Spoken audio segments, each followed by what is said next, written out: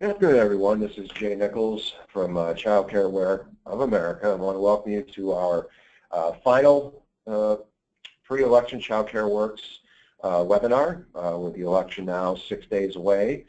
We would like to welcome our friend and our partner in the child advocate community, the Save the Children Action Network. As always, this webinar is being recorded and will be loaded onto our YouTube page by no later than this time tomorrow. And if any of you have questions, we encourage all of you to ask them via the chat feature that you should be able to see on your screen. And when our presentations have concluded, we will be more than happy to answer any questions that you may have. And with that, I would like to welcome again, the Save the Children Action Network, and joining us today is Roy Krowozinski, who has been with SCAN, Save the Children Action Network, for about 1 year. Prior to joining SCAN, he was with the American Society of Mechanical Engineers, working on research and development and manufacturing policy issues. Prior to joining that organization, he spent 5 years as a legislative assistant to Congressman John Sarbanes, handling a wide variety of issues, including education and science, as well as technology policy. Roy's first years in the workforce were as a middle school teacher in the suburbs of Baltimore, Maryland. He earned his bachelor's degree in political science from Fairfield University and has his master's in secondary education from Notre Dame of Maryland University. And he currently lives in Fairland, Maryland, with his wife and daughter. And now, would like everyone to welcome Roy today. And Roy, when you're ready, feel free to take it away. Great, Jay. Thank you so much for the kind introduction. I realized my bio is unfortunately out of date. I have to add a second daughter to the list. I have a 9-week-old at home now as well. Congratulations. Thank you. So I'm definitely steeped in the early childhood education space right now, and so thank you for the kind introduction. Thank you all for joining us today to discuss this this critical issue as we approach the presidential election and election time that has been defined by its odd arguments and almost non-policy discussion, but we've been very pleased that one policy that both campaigns have chosen to address be early childhood education, and I think that speaks to the importance of child care and early childhood education for families around the country right now. And so I hope you find this presentation informative, and as Jay said, leave plenty of time at the end for questions if there are any. So just a quick overview of the organization. SCAN, Save the Children Action Network, is about 2 years old now. We were created by Save the Children. So Save the Children is a 501c3. Refers to the tax code. It basically means they're a nonprofit organization. We are a 501c4. The difference is that we can do unlimited amounts of lobbying, and we can be involved in electoral issues, which means we can endorse candidates, we can fund mail campaigns and email campaigns to support specific candidates or specific issues, ballot initiatives in the state and on the national level. When we were created 2 years ago, we were created to focus on 2 specific issues that Save the Children deals with. They deal with more than these 2, but these are the 2 that we are focusing on. One, that every child in the U.S. has access to high-quality early learning. So that is the issue that I, in particular, handle on early childhood education, particularly lobbying the federal government. The other issue is maternal and newborn child survival, or MNCS. It deals with internationally making sure that no mother or child around the world dies from a preventable disease or illness or complications from childbirth. We will not be discussing that today, but that is just a part of the overview of what SCAN focuses on. Nationally, we work on the federal, state, and local level to build bipartisan will and voter support for high-quality early childhood education, with a specific focus on innovative financing mechanisms. So there are a number of organizations here in DC and across the country that work on early childhood education.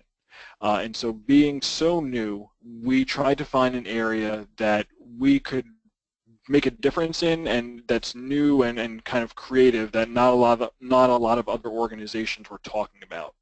And so the issue that we landed upon was innovative financing, finding new sources of funds to help expand access to childcare. And so we'll get into some of those issues later on, but just an early taste. Some deal with influencing the tax code and providing more benefits or credits through the tax code to help families afford childcare. Some deal with new revenue streams, whether it be sin taxes on cigarettes or gambling or those types of issues. But what we really hope is that overall it's a bipartisan issue. And early childhood education really is. It does cross party lines. Democrats and Republicans both support early childhood education. It's just getting them to agree on a way to help pay for it beyond the programs that the federal government already pays for directly. So from there, I want to talk a little bit about the need for early childhood education. I think, for those of you on the webinar today, you're on because you believe in the importance of early childhood education, and so I'm probably preaching to the choir here, but we'll run over some of the arguments that we make when we meet with these folks on the Hill and in states about why this is so important. There is when we talk about early childhood education for SCAN, we focus on the ages of 0 to 5.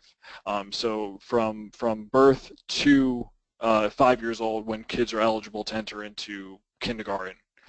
And so I just want to make sure we have that frame on this as we talk about the issues that we focus on. And so we focus on a variety of programs for early childhood education, from child care, home visiting, preschool, those types of programs. Home visiting, to be clear, is for pre-birth and then post-birth. Visitors actually come to a parent's home. Certified nurses or other practitioners will come and visit a person's home to help get them ready to be a parent, help them learn the right, unfortunately no child comes with a handbook. And so to help parents learn about, the importance of reading to children, about the right ways and proper ways to discipline children, and then all the different kinds of health issues and other things that parents have questions about, that there's not always an easy place to get the right answers.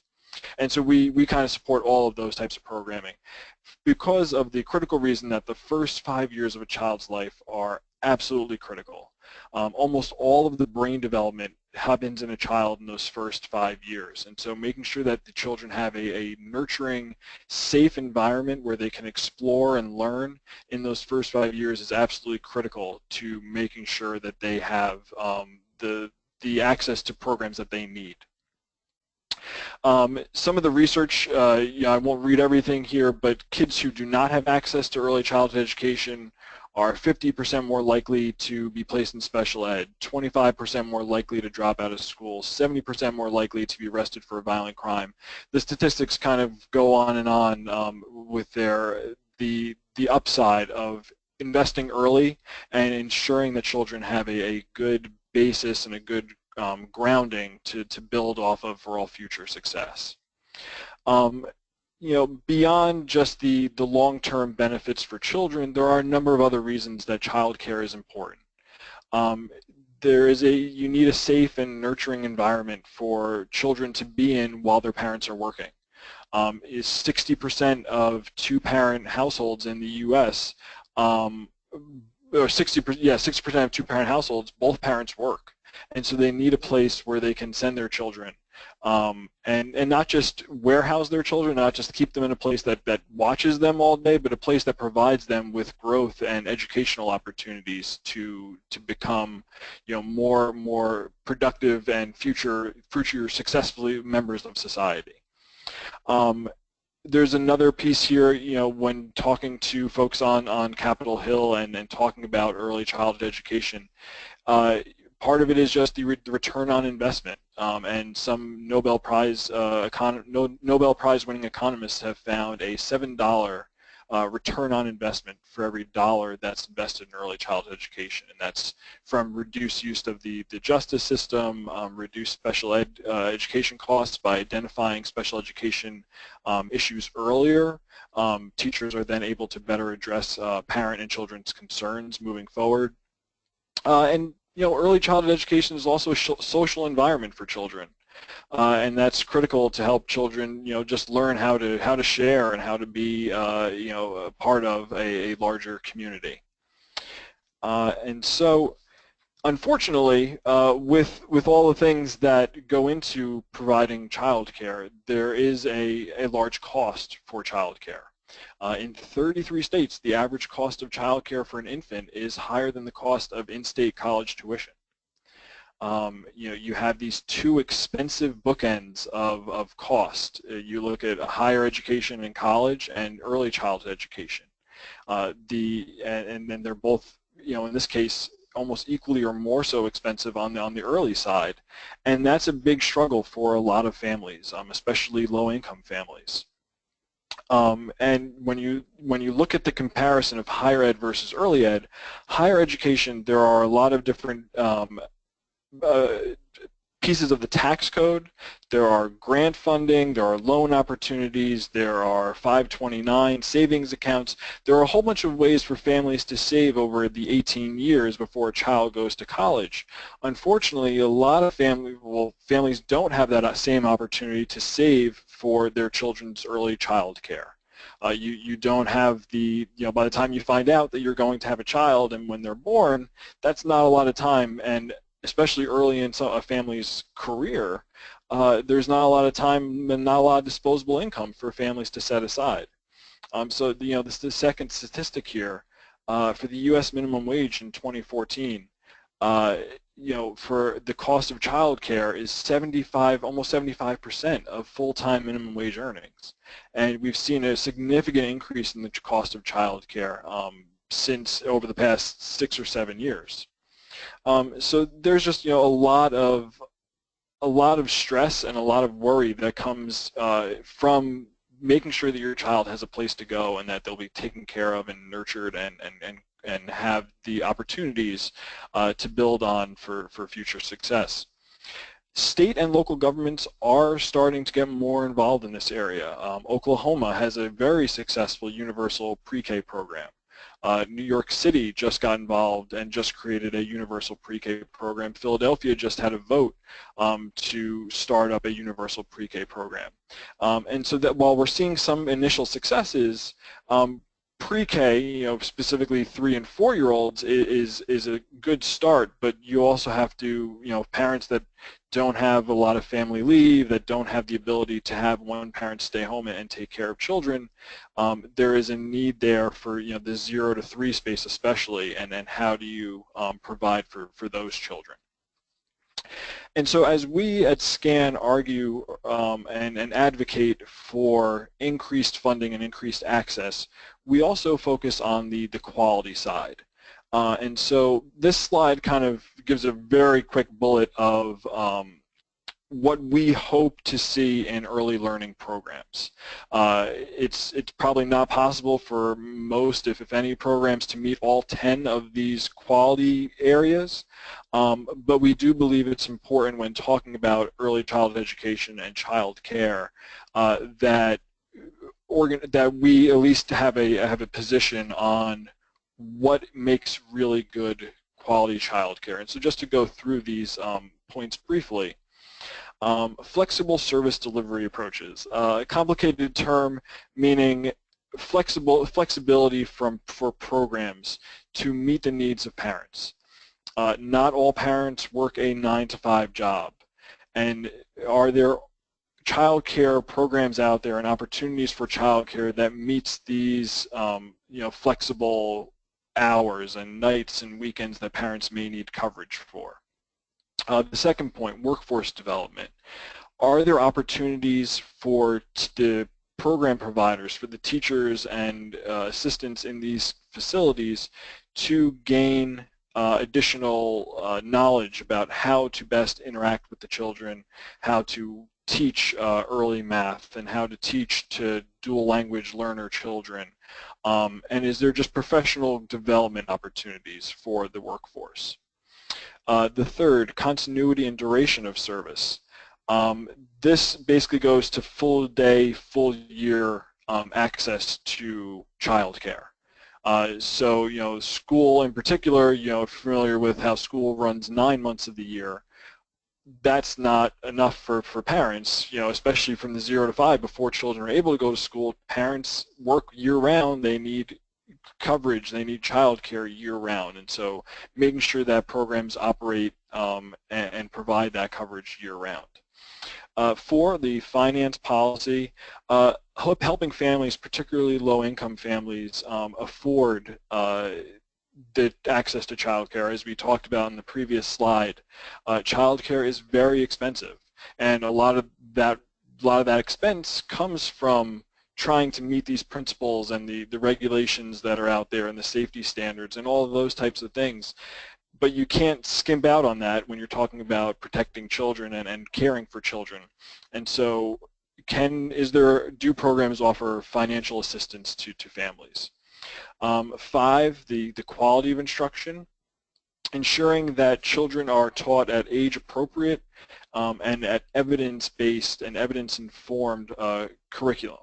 And we're not anticipating that every kid who goes to early childhood education from 0 to 5 is going to come out a baby Einstein, but are the building blocks in place to ensure that children are developing and learning at their age-appropriate skill level, and not just rote memorization of being able to recite their ABCs and their 1, 2, 3s, but really exploring what that means, and as a kid gets older, being able to do addition and subtraction and starting to identify words and those kind of things.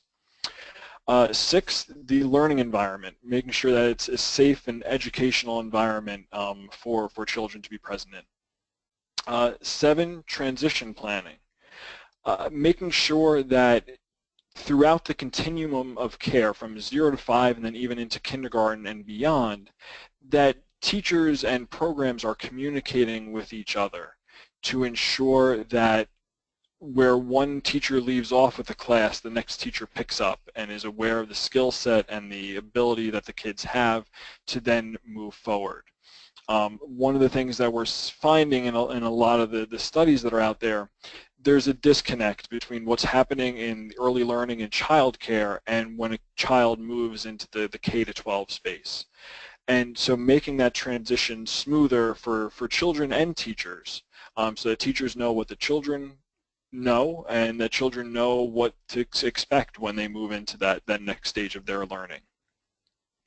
8, family and community engagement. I think that speaks for itself. A lot of people will argue that the family is absolutely the first place where children start to learn. And so making sure that the family is engaged in both what's happening in the school, but also supplementing and enhancing the lessons that are learned at school and making sure that parents are involved in what's happening there. 9, demographics, ensuring that programs are diverse and socially conscious of their communities and providing care to the broad spectrum of children in their communities. And then 10, integrated services across systems basically means ensuring that child care and early learning facilities not just provide education and a place for children to be safe, but also provides access to health issues, to provide home visiting services, provide access and training to kids on how to brush their teeth and how to practice good hygiene and then those types of things. So kind of across a well-rounded approach to education. And so we have, in our first 2 years, have done a lot to learn about where people stand on early childhood education to make sure that we're making the best argument possible for early childhood education and for providing assistance to families. And so we commissioned a survey back in 2015 of 5 battleground states in the upcoming election. So those 5 states are Colorado, Florida, Ohio, Wisconsin, and Virginia. And they're pretty significant findings, not a lot of differentiation between the states, but significant support for early learning. 90% of those surveys, we've surveyed 600 people in each of these states, and 90% believe that 0 to 5 is extremely or very important for early learning and for the development of young children. 63% of people said they believe that public education should begin at age 4 and be offered to all kids. And so when we say public education, we mean government-funded education starting at age 4. And that's a significant response, saying that 63% of those folks, in these states believe that what should be provided to children to have a good start really should be more than what we are currently doing. And we would argue here at SCAN that even 0 to 3, we can't forget about that age range, because that is again a crucial part of a child's development and a crucial time for families trying to make ends meet and meet the rent and the cost of living, and provide a safe place for their kids to stay. And so here's just a quick overview of where each state scored on where they believe, if they believe 0 to 5 is extremely important. And so as you see, not a lot of differentiation between the states. There's pretty consistent scoring there on that kind of question. This slide, very surprising responses between the strongly support and somewhat support, increasing a slight increase in your taxes to help fund early childhood education. As you can see here, the overall score is about 71% of respondents would accept or a slight increase to their taxes to help provide additional access to early childhood education. And again, not a lot of differentiation between the states there. So all 5 battleground states really showing that they would support some type of initiative along these lines. And it is similar to some of the talk that we've seen in the campaign season about ways to fund early childhood education. From there, we asked people about what ways would they most support funding early childhood education. And so sin taxes, not a surprise that they topped the list. So these would be things like cigarette taxes, electronic cigarette taxes, gambling taxes, liquor taxes, those types of things. Most people believe that they can avoid those types of taxes. They don't have that for lack of a better term, vice, and so they would have to pay that. And so not surprising to see that at the top of the list of things people would strongly support, because they believe that they probably wouldn't be the ones paying for it. From there, tax credits, additional tax credits for preschool programs, reforming the tax code, all scored over 50% or over 70% support. And so these are all the areas that we are pursuing on the state and federal level for funding early childhood education. When we gave people in this survey an opportunity to talk about how they believed any new revenue in the U.S. should be used, you end up with a pretty even, one-third, one-third, one-third split between funding roads and bridges or infrastructure projects, paying down the debt, or funding early childhood education. And so, again, people are viewing this as a critical issue to ensure the future generations of our country have access to high-quality early learning. And it does go across party lines as well. 51% of Republicans, 59% of Independents, and 80% of Democrats. So it's not just a one-sided issue. This is an issue that does cover all of the political parties. And then the last couple here, 59% of people would support a presidential candidate who came out in favor of increasing access. 70%, as I said earlier, would support tax credits and savings accounts, and even 71% would support a slight increase to their taxes. So I think that's significant when talking about early childhood education, that there is such support from across the country, from all the different parties, on making sure this happens. And we really need to build on these numbers, and when we're out there advocating for the importance of this, making sure that people, folks on the state and federal level are aware of the strong support of the population of our country for this type of work. And so with all of that, with all this data, with the addressing the problems and then the costs, we've developed a number of initiatives here at SCAN to really make sure that we're having an influence in this election season. And so on the presidential level, we developed last year the High Five for Kids campaign. And this was an opportunity for our supporters and advocates to get out to events in all the at the presidential primaries and really make sure the presidential candidates were aware of our presence and the importance and how many people believe that early childhood education is important, and really trying to get it talked about more in the presidential election. And so the ways that we did that, we trained volunteers to bird dog presidential candidates, meaning to go out to their events and try to ask a question, talk to them after the events are over about the importance of early childhood education, and really kind of be a bug in their ear about talking about early childhood education. And so we had pledge deliveries. We had thousands of people sign pledges at the Iowa State Fair and different mailing campaigns that we did, and we delivered those giant boxes of pledges to the different candidates. We developed a Republican and Democratic presidential prospectus highlighting key quotes and developments in each of the parties related to early childhood education. We met with many of the different presidential campaign teams to talk about early childhood education and why we believe it's so important. We had a presence at both the Republican and Democratic national conventions and held a number of events with high-profile politicians from on both sides of the aisle about the importance of early childhood education. And as you can see in these pictures here, our volunteers had the opportunity to meet some of the candidates and talk to them about these issues. We have decided not to endorse in the presidential election.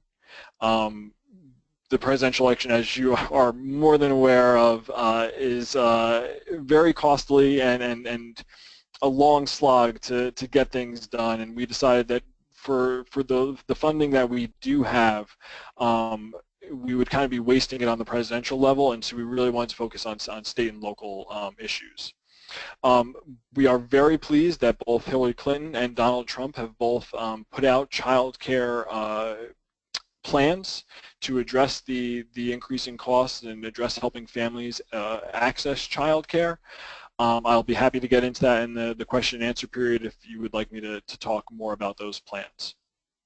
On the federal level, and this is particularly where I focus, we are focusing on a number of areas to provide innovative financing for early childhood education. One of those ways that we outline is what's called Pay for Success or social impact bonds. What this is public-private partnerships to help pay for social programs. So with a lot more socially conscious investors out there these days, a lot of people who are investing in the stock market or in other programs but want to see their money make a difference, we believe that there is a great opportunity for pay for success programming. And so what this is, a funder, so whether it's a big bank or an individual donor with significant resources, they would partner with a government program, whether it be in the case of Utah or Chicago right now, helping to expand early childhood education programs, or in the case of South Carolina, they are helping to expand home visiting programs. In other cases, they're trying to reduce recidivism, or people going back to prison, homelessness, asthma, a wide variety of issues. A private funder gives money to the government to help expand a program. They negotiate a contract ahead of time, hoping that betting that the program will meet certain benchmarks, that it will be successful. In the case of Utah, in avoiding the need for special education interventions, or in the case of Chicago, in making sure that children are kindergarten ready. If the program meets those metrics, if it meets those benchmarks, then from the future savings to the program, so as in early childhood ed, as we talked about earlier, reducing teen pregnancy, reducing special education costs, reducing need of the juvenile justice system, these are all future savings to the government. They would then use those future savings to pay back that initial investment. I hope I haven't talked too much or confused folks too much on Pay for Success, but this is legislation that's moving by both the state and local and federal level that we've advocated on. There are tax credits that are available to families. The child tax credit, the child independent care tax credit, the dependent care assistance program. And we are advocating a number of different ways to make these programs more beneficial, to increase the cap on the child and dependent care tax credit, so that more families can earn more money back from the money that they have to shell out, pay for child care. To make the child and dependent care tax credit refundable. So for a lot of low-income families that don't owe anything on their taxes at the end of the year, having a tax credit that's non-refundable, then they don't get any money back. They lose that benefit. And so making sure that there is an opportunity for them to get back some of the money that they've had to put into the child care. As we've talked about already, sin taxes being a new revenue option that we've discussed with offices on the Hill. And then we also advocate for strong appropriations. So for federal programs like Head Start and Early Head Start that provide child care and early learning from the ages of 0 to 5, we advocate for those types of programs, as well as preschool development grants and others, to ensure that the federal government is meeting its is trying to do as much as it can to provide access for families. From there, we also do work in the states. We're in 5 states right now, Illinois, Iowa, New Hampshire, South Carolina, and Washington State. We are planning in the next several years to expand into additional states as we have the ability to see expansion. But we have advocates and staff on the ground in all 5 of those states, and we have advocates nationally as well. We have over 200,000 supporters from around the country who have signed up on SaveTheChildrenActionNetwork.org.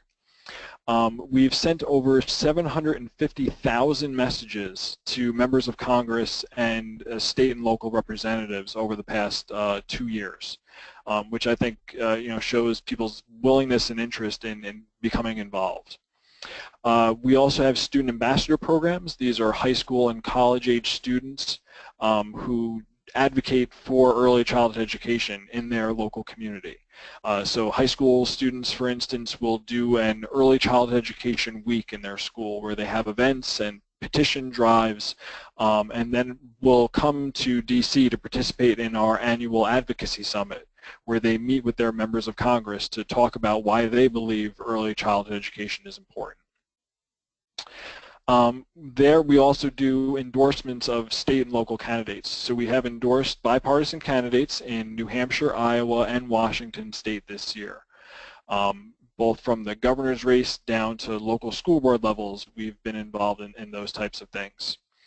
We've also helped to push state legislation by getting champions that we have endorsed elected. We then work with them to introduce legislation to help improve access to child care. And we've also gotten involved in some local ballot initiatives, particularly in Washington State. We supported a Seattle pre-K initiative to help expand pre-K in the state. And in King County in Washington State, we helped support a ballot initiative there that would increase access to early childhood education in King County. And so through mail campaigns and door knocking and those types of things, we were a part of those ballot initiatives. And so that is a very quick overview. I'm sure there are questions there, and so I will pause there and see if we have any questions that folks would like to have answered. Roy, thank you very much for that presentation. That was great. And again, to all of you who are joining us today, we encourage you, if you do have any questions, we encourage you to ask them via the chat feature on your screen that should be viewable on your screen. Roy, we actually do have a question that I'm just reading this before I read it. So the question is, do you have any model legislation or suggested approaches for tax credits at the state level? One of the according to the person who asked this question, one of the committees in Maryland legislature is discussing the issue on the 15th, which I assume is the 15th of this month, to make the state tax credit refundable. Should the amount be tied to the cost of care in each county? Should it vary by income level, or do you have any other insight on that? Ooh, I think the bigger issue is, do you guys the scan of any state-specific type of legislation? Right. The one that I point to that we did not have a part in, but we are actually looking to model in other states, is Pennsylvania has a very good tax credit, but it's for businesses. It's on the business side of the tax code. So they have, I believe it's called the Education Opportunity Scholarship Fund or something along those lines. There's a wait list pretty much every year for companies trying to donate to this scholarship fund. And if, the return, the credit to the company varies depending on how much they contribute. So I think the floor is about $10,000, anywhere up to $250,000, maybe up even to $1 million donation to the scholarship fund.